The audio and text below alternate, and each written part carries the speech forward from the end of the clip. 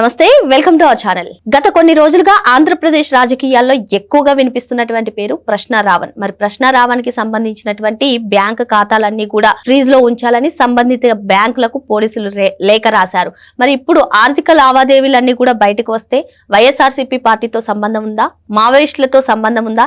ఇప్పటికే ప్రశ్న రావణ్ కి సంబంధించినటువంటి ఎన్నో వీడియోలు బయటకు రావడం, మావోయిస్టులతో కూడా సంబంధం ఉందని చెప్పడం, హిడ్మాకు అనుకూలంగా మాట్లాడడం, మరి ఈ అంశాలన్నింటినీ కూడా ఏ విధంగా చూడాలి తెలుసుకునే ప్రయత్నం చేద్దాం. దీన్ని విశ్లేషించడానికి మనతో పాటుగా ఉన్నారు సీనియర్ జర్నలిస్ట్ డివి శ్రీనివాస్ గారు. నమస్తే సార్. నమస్తే సార్. ప్రశ్న రావణ్ నిన్న కొడాలి నాని వచ్చేసి మా మీద రుద్దాలనుకుంటున్నారు, అసలు తెలుగుదేశం మద్దతుదారుడు అని చెప్పారు. మరి ఇప్పుడు ఆర్థిక లావాదేవీలకు సంబంధించి బ్యాంక్ ఖాతాలన్నింటినీ ఫ్రీజ్ చేస్తే వైసీపీ ఎందుకు కంగారు పడుతుంది? అసలు అంటే వీళ్ళిద్దరికి కూడా అంటే ఆ పార్టీకి సంబంధించి ఆ నాయకులకు సంబంధించి ఆర్థిక లావాదేవీలు జరిగాయా, ఏం జరుగుండొచ్చు? ఇంకొక పక్క చూసుకున్నట్లయితే మావోయిస్టులతో కూడా కనెక్షన్ ఉంది, మావోయిస్టుల నుంచి కూడా ఫండింగ్ వచ్చి ఉంటుంది అనే కథనాలు కూడా వినిపిస్తున్నాయి. హిడ్మాకి సానుకూలంగా మాట్లాడడం కానివ్వండి, ఇటువంటి అంశాలన్నీ కూడా ఉన్నాయి. ఎలా చూడాలి అంటే ఇప్పుడు ప్రశ్న రావణ్ బ్యాంక్ డీటెయిల్స్ నుంచి ఏవైనా అంటే ఈ ఆర్థిక లావాదేవీల నుంచి సెన్సేషనల్ న్యూస్ ఏదైనా బయటకు పడే అవకాశం ఉందంటారా? అంటే మాంత్రికుడి ప్రాణం చిలకలో ఉన్నట్టుగా ఇప్పుడు జగన్ పార్టీ నాయకుల యొక్క ప్రాణం వాళ్ళ జోసెఫ్ బ్యాంక్ ఖాతాల్లో ఉన్నాయా? ఐసిఐసిఐ బ్యాంక్ లేకపోతే ఎస్ బ్యాంక్ పోలీసు వాళ్ళకి లేఖలు రాసింది ఆ ట్రాన్సాక్షన్స్ అన్నీ కూడా ఇవ్వమని. అంటే ఎవరెవరైతే ప్రశ్న రావణ్ ఇంటర్వ్యూలకు వెళ్ళారు, జగన్మోహన్ రెడ్డి పార్టీ నాయకులు, వైఎస్ఆర్ కాంగ్రెస్ వాళ్ళు ఎన్నికలకు ముందు కానీ ఆ తర్వాత కానీ ఆ వీడియోలన్నీ వాళ్ళు స్కాన్ చేశారు. అంటే ఇప్పుడు ఆ ఇంటర్వ్యూ చేసిన వాళ్ళు ఇంటర్వ్యూ చేసినందుకు ప్రతిఫలంగా ఆ బ్యాంక్ ఖాతాలో ఏమైనా వేశారా? ఎవరెవరు వీడియోలు చేశాడు రావణ్ ఎవరెవరిని ఇంటర్వ్యూ చేశాడంటే నాకు చూసినవి మనం తెలిసినవి ఏంటి, పేరుని నాని చేసినట్టున్నాడు. అంటే పేరుని నాని కూడా ఉందా ఐసిఐసి బ్యాంక్ లేకపోతే ఎస్ బ్యాంక్? ఆ బ్యాంకులోనే ఎందుకు ఉండాలిలే. ఇప్పుడు పేరుని నాని అకౌంట్ నుంచి ఏమైనా వెళ్ళినాయా, లేకపోతే రోజాను కూడా చేసినట్టున్నాడు. అంటే ఇప్పుడు రోజా బ్యాంక్ అకౌంట్స్ నుంచి ఏమైనా మనీ ట్రాన్సాక్షన్స్ జరిగాయా? వీటన్నిటిపై వాళ్ళ పోలీస్ స్కాన్ చేస్తారు. మీరన్నట్టుగా అదేంటది బ్యాండ్ టెర్రరిస్ట్ ఆర్గనైజేషన్, ఏది సిపిఐఎంఎల్ మావోయిస్ట్. మరి ఆ పార్టీకి తను అనుకూలంగా చేసిన వీడియోలు, ఆ హిడ్మా ఎన్కౌంటరు లేకపోతే ఆ కేశవరావు, ఒక హిడ్మాని చంపితే 100 మంది హిడ్మాలు పుట్టుకొస్తారంటూ వాళ్ళని ఏదో పోరాట యోధులుగా కీర్తిస్తూ అవే అతని ఎఫ్ఐఆర్లో ఉన్నాయి. ఆ ఛార్జ్షీట్లో కూడా వాటన్నిటిని మెన్షన్ చేశారు.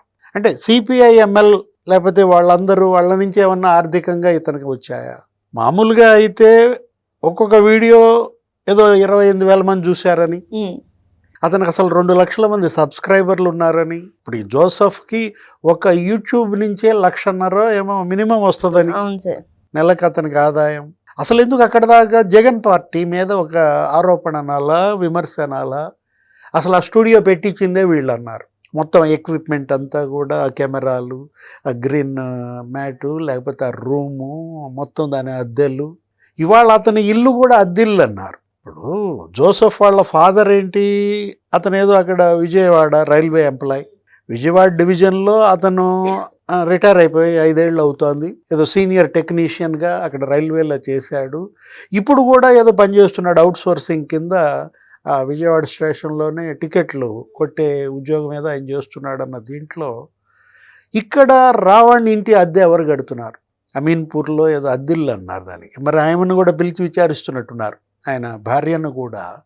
అంటే ఇప్పుడు ఆర్థిక మూలాలు రావణ్కి ఎన్ని వైపుల నుంచి వచ్చాయి, ఎన్ని పార్టీల నుంచి ఫండింగ్ జరిగింది. ఇప్పుడు సజ్జల రామకృష్ణారెడ్డి లేకపోతే సజ్జల భార్గవ్ రెడ్డి, సోషల్ మీడియా మొత్తం వాళ్లే చూస్తున్న దీంట్లో.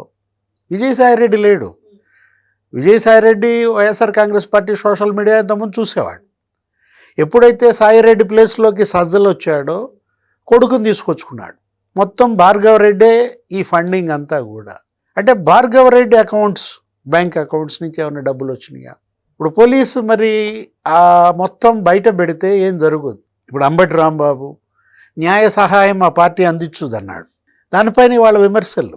ఇప్పుడు జగన్మోహన్ రెడ్డిని ఎయిర్పోర్ట్లో కలిసిందంట ఆమె ఎవరైతే జోసెఫ్తో కలిసి వీడియోలు చేసిందో ఆ లేడీ యాంకర్ ఎవరో ఇంకొక ఆమె ఉంటారు, పేరేదో అన్నారు, గమన ఏదో అన్నారు. ఆమె ఎయిర్పోర్ట్లో జగన్ కలవటం, జగన్మోహన్ రెడ్డి ఆమె తలపై మరి చేయి పెట్టేది ఆశీస్సులు ఇవ్వడం. అంటే ఇప్పుడు అసలు ఆమె మీద కూడా ఉపా చట్టం పెడతారా? ఇది ఇప్పుడు ఈ ఉపా చట్టం కేవలం జోసెఫ్కే పరిమితం అవుతుందా? శ్రావణ్ లబలబలాడుతున్నాడు ఇప్పుడు, జడా శ్రావణ్. అసలు అతను జగన్ని టార్గెట్ చేస్తున్నాడు. ఇప్పుడు మొన్న ఒకరోజు ప్రెస్ మీట్ పెట్టి జగన్ని తిట్టు వదిలిపెట్టాడు. ఇటు రావణ్ వల్ల అయినా, ఇప్పుడు శ్రావణ్ వల్ల అయినా, లేకపోతే విజయ్ కుమార్ వల్ల అయినా, లేకపోతే సునీల్ కుమార్ వల్ల అయినా, మేము చేసే వీడియోల వల్ల కూటమి ప్రభుత్వాన్ని మేము ఇరకాటంలో పెడుతున్నాం, చంద్రబాబుని టార్గెట్ చేస్తున్నాం, పవన్ కళ్యాణ్ని టార్గెట్ చేస్తున్నాం. మా వల్ల అల్టిమేట్ బెనిఫిషియరీ ఎవరు? జగన్మోహన్ రెడ్డి. మరి అంతిమ లబ్ధిదారు నువ్వే కదా. రేపొద్దున ఓట్లు నీకు పడతాయి, మాకేం పడవు. పోయిన ఎన్నికల్లో మాత్రం నాకేం వచ్చాయి, 71 చోట వచ్చింది, 376 ఒక చోట వచ్చింది. అతనికి 416 వచ్చాయి. ఇప్పుడు శ్రావణ్కి ఇటు ఏది మంగళగిరిలో 71, తాడికొండలో 376, లేకపోతే ఆయన ఎవరు విజయ్ కుమార్, ఆయనకి సత్యవేడులో 416 ఏమో వచ్చినాయి. మా ఓట్లు ఇంతే. కాకపోతే మేమేంటి, ఎవరు గెలవాలి ఎవరు ఓడిపోవాలనే ఆ ప్రజల యొక్క ఆ నిర్ణయాన్ని, దాన్ని డిసైడ్ చేసేలాగా మా వీడియోలు, మా డిబేట్లు నడుస్తున్నప్పుడు అంతిమ లబ్ధిదారు జగన్మోహన్ రెడ్డి ఎందుకు మాట్లాడు? మొన్న దిట్టోలు పెట్టాడు జగన్ని. నీకు బాధ్యత లేదా? నువ్వు ప్రతిపక్షం కాదా? అంటే ఇప్పుడు ఈరోజు కూడా ప్రెస్ మీట్ పెట్టాడు. ఇప్పుడు ప్రెస్ మీట్ పెట్టి తిట్టుదలు పెడుతున్నాడు శ్రావణ్. ఎవరిని? జగన్ని తిట్టుతున్నాడు. అసలు ప్రతిపక్షంగా నీకు అసలు బాధ్యత లేదా? అంటే ఇప్పుడు రావణ్ కేసు ఏదో సుప్రీంకోర్టులో క్లెయిమ్ చేస్తాను అన్నట్టున్నాడు. అంటే ఇప్పుడు ఇక్కడ ఇష్యూ ఏంటంటే, జడా శ్రావణ్ ఆర్థిక లావాదేవీల పైన కూడా పోలీస్ దృష్టి పెట్టుద్దా? ఎందుకంటే ఆయన ఎవరో ఐటీ కంప్లైంట్ చేశారు. అతను ఎవరో జనసేన కార్యకర్త జడా శ్రావణ్ అంట ఎవరో ఇట్లాగే యూట్యూబ్ ఛానల్ ఇంటర్వ్యూలో ఏమని చెప్పాడు, 25 కోట్లు ఖర్చు పెట్టాను నేను, గత 3-4 ఏళ్లలో 25 కోట్లు ఖర్చు పెట్టాను రాజకీయాల్లోకి వచ్చి నా పార్టీ తరఫున అన్నాడంట. అంటే జై భీమ్ పార్టీ గత ఎన్నికల ఖర్చు 25 కోట్లు అనేసరికి మరి మనం మాట్లాడేటప్పుడు జాగ్రత్తగా మాట్లాడాలా. వెంటనే వాళ్ళు అందిపుచ్చుకుని జనసేన అతను కంప్లైంట్ చేశాడు. జానకి సుమంత్ ఏదో ఉంది, ఐటీ వచ్చి పడిందా? ఇప్పుడు ఐటీ నోటీసులు వస్తాయంటున్నారు. ఎవరికి? శ్రావణ్కి. అంటే Ravan bank accounts, Shravan bank accounts, వాటి సంగతేమో కానీ ఎవరైతే వాళ్ళతో కనెక్షన్ పెట్టుకున్నారో, రిలేషన్ మెయింటైన్ చేశారో, ఈ ఆర్థిక సంబంధాలు ఉన్నాయో బేజారెత్తిపోతున్నారా? ఈ స్టూడియోలు పెట్టినాళ్ళు, ఈ కెమెరాలు ఇచ్చినాళ్ళు కంగారెత్తిపోతున్నారా? మరో అంశంతో మళ్ళీ కలుద్దాం. Thank you sir. నమస్తే.